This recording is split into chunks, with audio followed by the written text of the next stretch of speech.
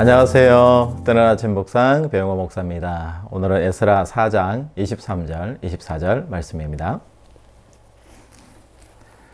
아닥사스다 왕의 조서 초본이 르훔과 서기관 심세와 그의 동료 앞에서 낭독되매 그들이 예루살렘으로 급히 가서 유다 사람들을 보고 권력으로 억제하여 그 공사를 그치게 하니 이에 예루살렘에서 하나님의 성전 공사가 바사왕 다리오 제2년까지 중단되니라. 아멘.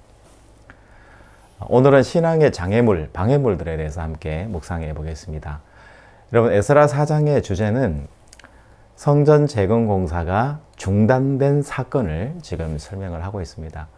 여러분, 이스라엘 백성들이 잘 나갔잖아요. 고국으로 다시 돌아올 수 있는 축복의 은혜가 하나님으로부터 주어졌습니다. 그리고 많은 사람들이 초막절에 모여서 감격의 눈물을 흘리고 제단을 쌓고 예배를 드렸습니다. 그리고 그 공동체가 악한 일을 한 것이 아니라 선한 결단을 했습니다. 그것이 뭐냐면은 성전을 재건하자. 그리고 예배를 먼저 우리가 회복하자. 성전 기초 공사까지 잘 놓아졌습니다. 그런데 이 모습을 보고 도전하는 사람, 이것을 방해하려고 하는 사람이 있었습니다. 여러분, 방해하려고 한 사람이 누굴까요? 그 그룹이 어딜까요? 여러분, 놀랍게도 같은 동족인 북이스라엘의 사마리아인들이었습니다. 그런데 사마리아인들이 이 성전 재건을 하는데 우리도 함께 돕겠다라는 제안을 했고, 그러면 당연히 유다 입장에서는, 유다 베냐민 입장에서는 좋다, 우리랑 다 같이 동족이니까 예루살렘 성전을 함께 재건하는 데에서 힘을 합치자, 이렇게 이야기를 해도 되잖아요. 그런데 문제는 명분이라는 게 있었습니다. 그 명분이라는 것이 뭐냐면 바로 자격을 이야기를 하는데요. 북이스라엘의 이 사마리아 수도는 어떤 한 100여 년 동안 어떤 위치를 차지하고 있었냐면, 아수르 왕에 의해서 아수르 땅, 그리고 그 이후에 바벨론 왕국의 그 땅과 비슷한 땅인데, 그 바벨론인들, 아수르인들이 이주를 해와서 사마리아 지역에 굉장히 많은 인구가 이주를 해왔어요. 이것이 바로 아수르 왕의 포용 정책이었고, 또 한 부분에서는 혼혈 정책이었습니다. 그러다 보니까 사마리아 사람들하고 함께 언어를 쓰게 되고, 또 함께 삶을 살다 보니까 우상들이 많이, 바알과 바세라, 아세라 상들, 가나안의 종교, 이러한 종교들이 같이 혼용되는 그런 경우가 있게 된 거죠. 그러면서 또 같이 결혼하게 되고 혼혈 정책이 이루어지게 된 거죠.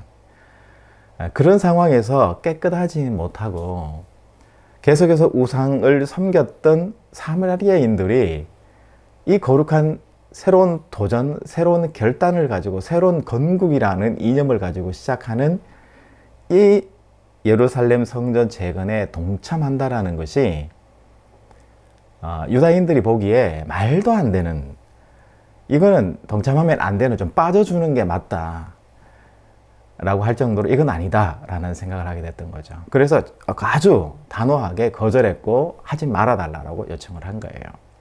그랬을 때 이 사마리아가 기분이 안 좋죠.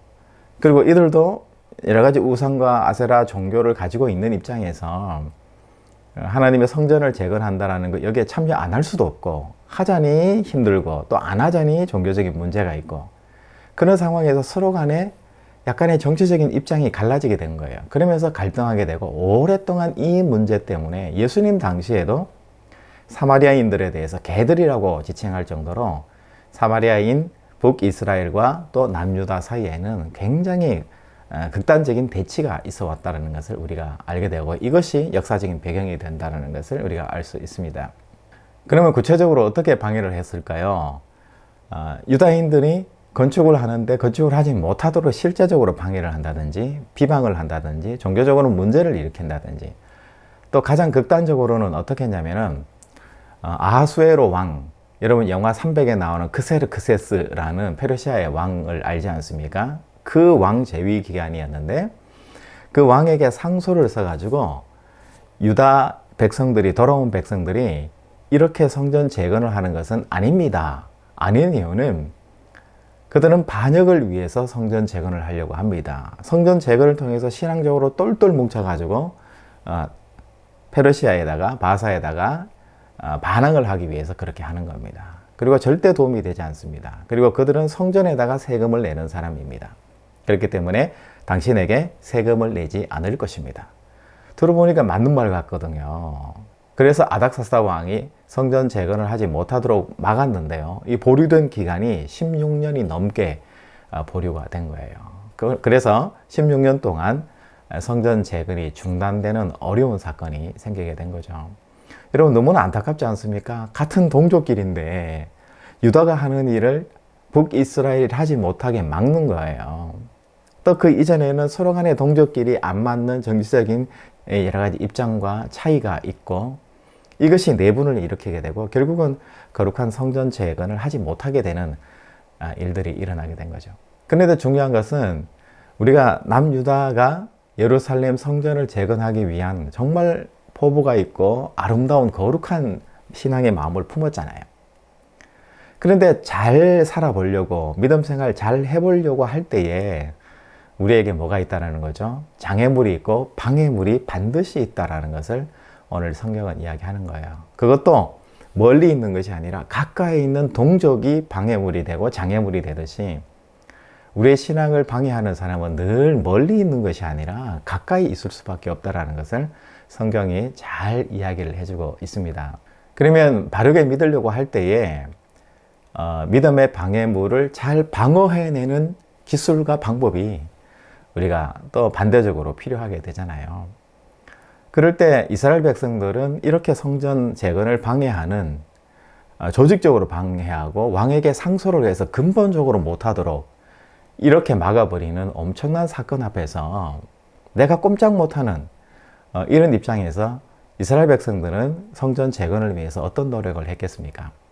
그냥 가만히 있고 하나님께 기도하면서 하나님 어떻게 이 어려운 사건을 해결해달라 이렇게 가만히 있었던 것이 아니라 성전 재건을 위해서 또 노력하고 또 아닥사스다 왕을 만나기도 하고 주변을 통해서 이스라엘의 내용을 소개하기도 하고 그것이 잘못된 것이라는 것을 소개하기도 하고 그래서 결국은 16년 후에 다시 허락이 되어서 성전 재건 공사를 시작할 수 있게 되었잖아요.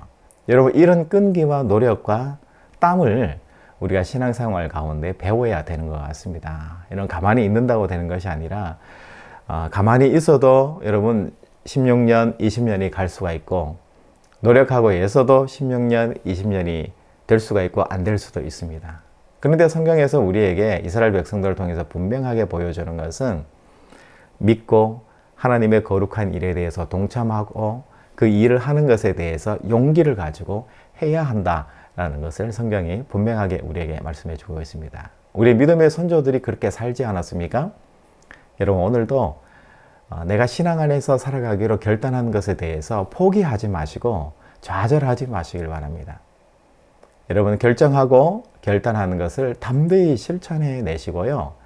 그 일이 하나님께서 나를 지켜보시고 하나님이 응원하시고 이왕이면 주저앉고 좌절하기보다는 담대하게 용기 있게 나아가는 믿음을 우리에게 요구하고 계신다는 것을 여러분 꼭 기억하시는 오늘 하루가 되시길 바라고요. 오늘 여러분 신앙 안에 여러 가지 챌린지와 도전들을 준비하셨으면 주저하지 마시고 노력하시고 수고하셔서 담대하게 그 열매를 위해서 달려나가시는 여러분들의 신앙생활 되시기를 주님의 이름으로 축복합니다. 여러분 내일 또 뵙겠습니다. 샬롬.